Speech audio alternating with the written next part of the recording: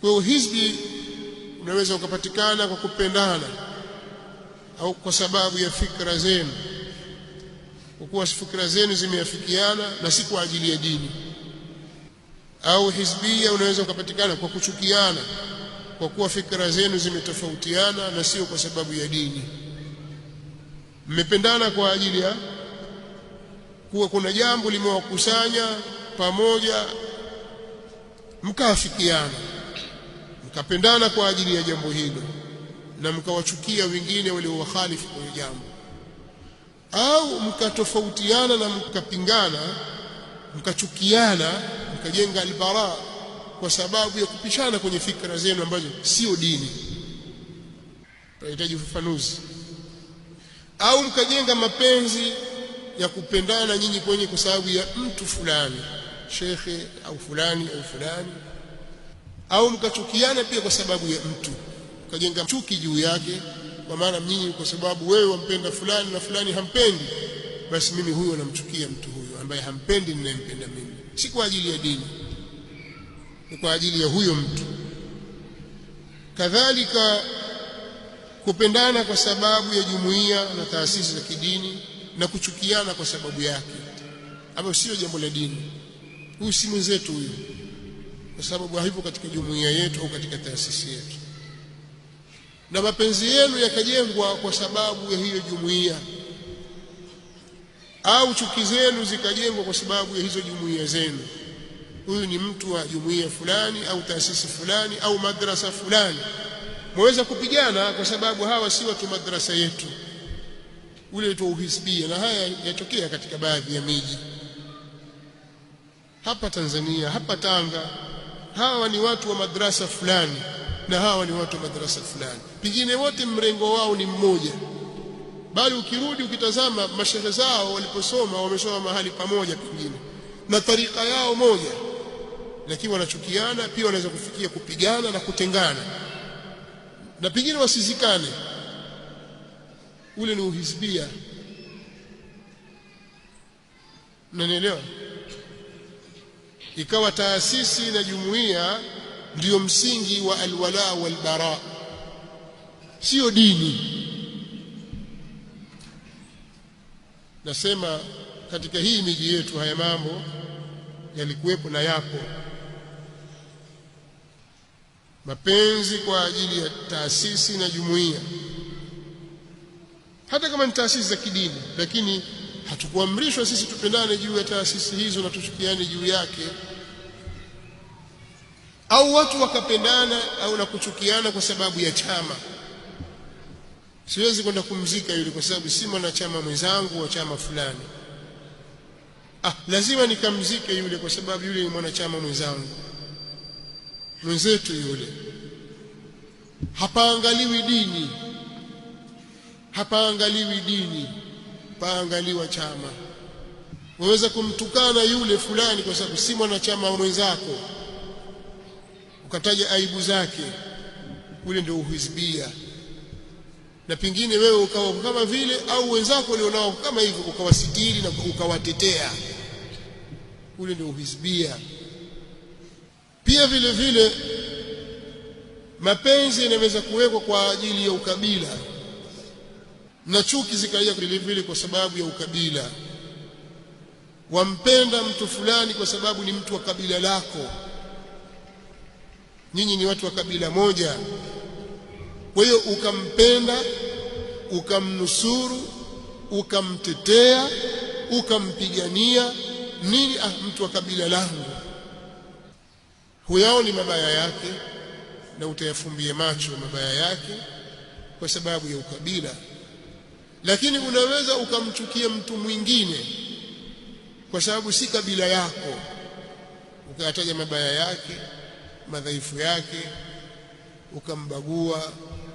Ule ni uhizbia. Wewe jitambue. Hata kama ukisema mimi salafi, ukajinasibu, kama nafsi yako imejawa na ukabila, huo ni uhizbia. Una uhizbia wewe, ukawabagua watu kwa sababu ya kabila zao.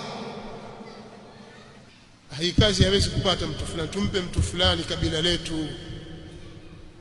Kwa hiyo yule ambaye si kabila lako ukamweka pembeni, ukamwingiza mtu wa kabila lako, kwa kuwa unawabagua watu wa kabila fulani ndani ya nafsi yako, hata kama hujasema, lakini kile kitu kimekuingia ndani ya nafsi.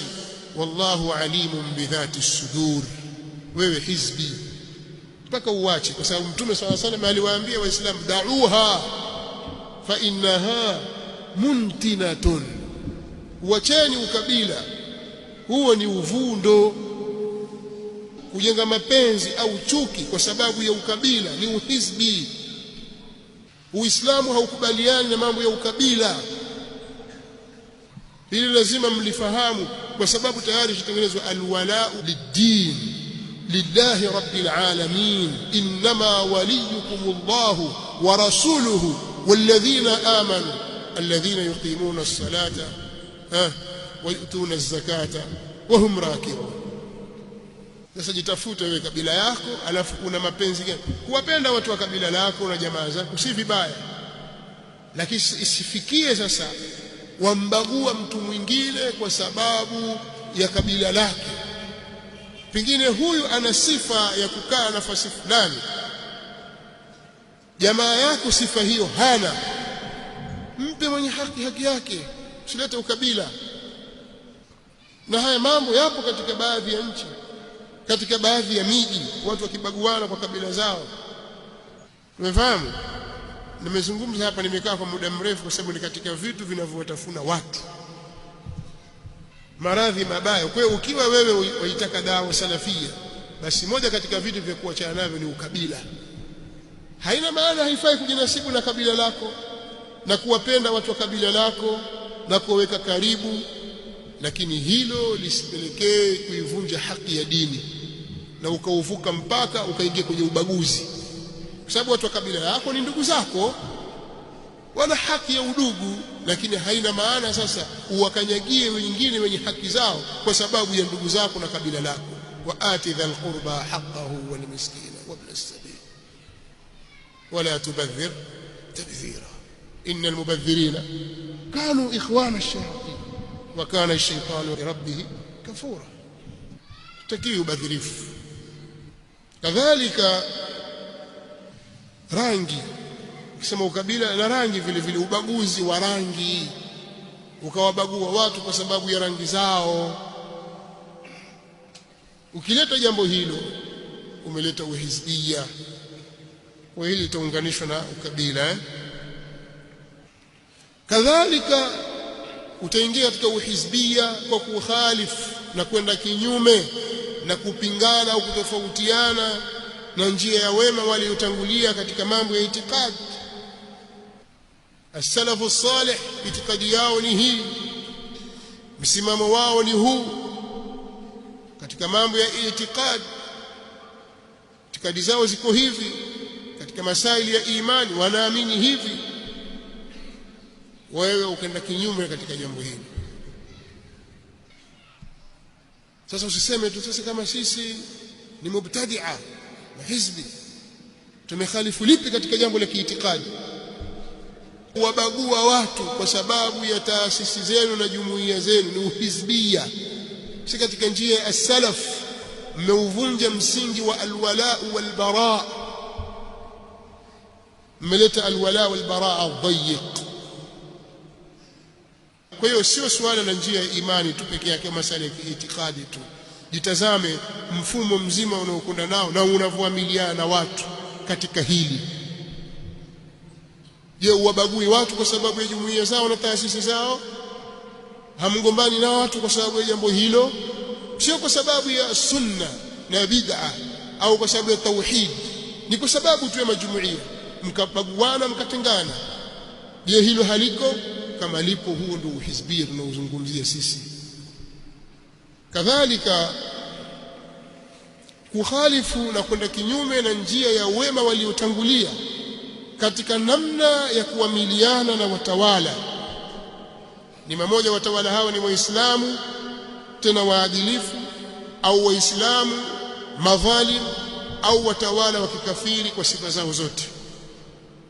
ukenda kinyume na ile njia ya ahlus sunnah wal jamaa, bila shaka ukiteleza hapa, ukislide hapa, ukateleza ukenda pembeni huko, ukaikhalifu njia ya ahlus sunnah wal jamaa, utaangukia kwenye ukhawariji huko,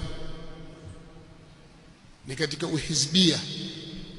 Na hili linawakumba sana wanaharakati, watu wanaojiita kwamba wao ni wanaharakati, linawakumba sana hili katika njia ya kuamiliana na watawala. Pia uhizbia unaweza kuja ukapatikana katika kukhalifu njia ya wema waliotangulia katika suala la kuamiliana na maulama na wanawazuoni wa ahli sunnah wal jamaa, kwa sababu sisi ahli sunnah wal jamaa tuna njia na mfumo ambao tunajinasibu na njia ya as-salafu salih. As-salafu salih wana manhaji yao ya kuamiliana na ulama wa ahli sunnah wal jamaa kwa kila zama, kila zama na kila wakati. Na watu hutahiniwa wakajaribiwa juu ya ulama, ni upi msimamo wako juu ya mwanachuoni fulani, wasema nini wewe?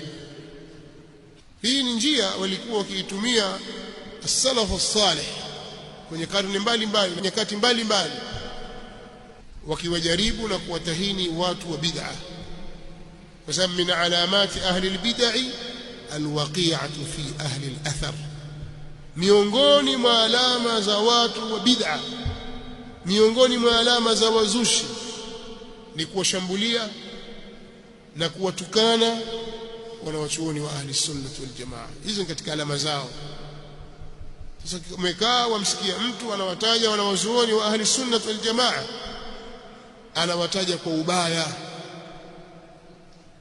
anawataja kwa dharau, anawadharau, wala usipate tabu.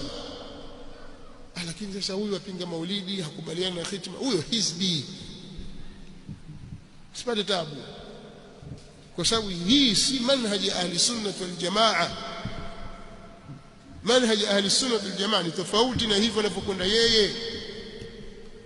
Kadhalika katika sehemu ya uhizbia ni watu kukhalifu na kwenda kinyume na kupingana na njia ya ahli sunnah wal jamaa katika kuamiliana na wanawazuoni wa ahli sunna, kwa kuwatukana, kuwadharau, kuwatweza, kuwazulia uongo na mfano wa mambo kama haya.